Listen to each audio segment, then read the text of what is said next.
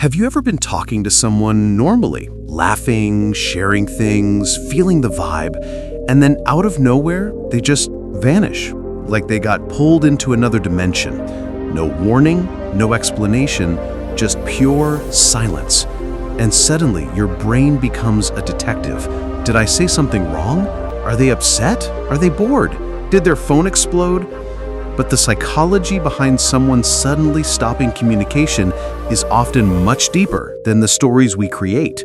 One major reason is emotional overload.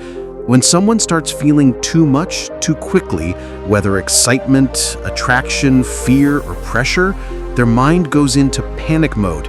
Instead of dealing with those feelings, they shut down. Silence becomes their coping strategy. Another reason is fear of vulnerability. As conversations get deeper and more meaningful, people feel exposed.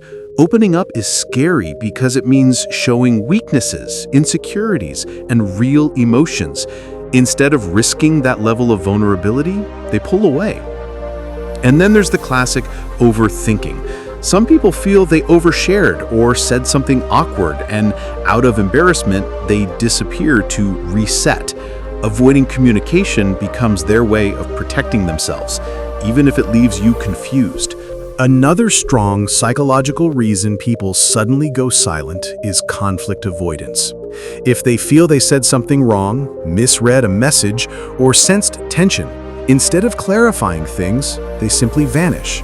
This behavior is especially common in people who grew up in environments where communication wasn't safe or encouraged. Running away feels easier than resolving.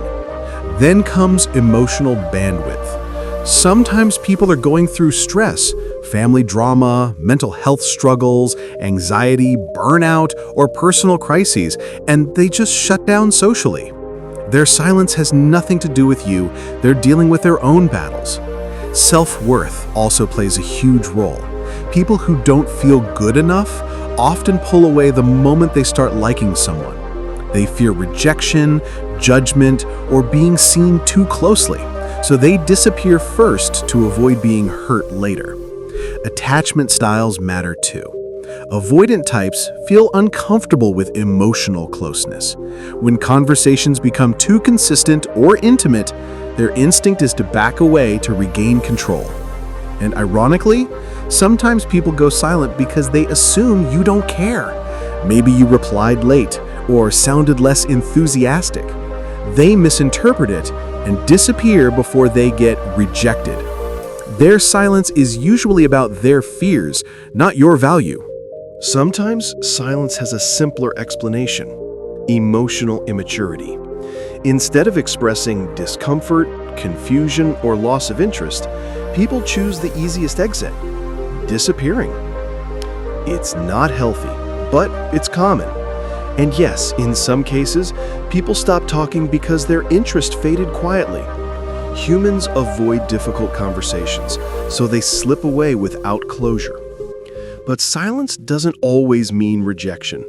Sometimes it means exhaustion. Sometimes it means fear. Sometimes it means emotional limits.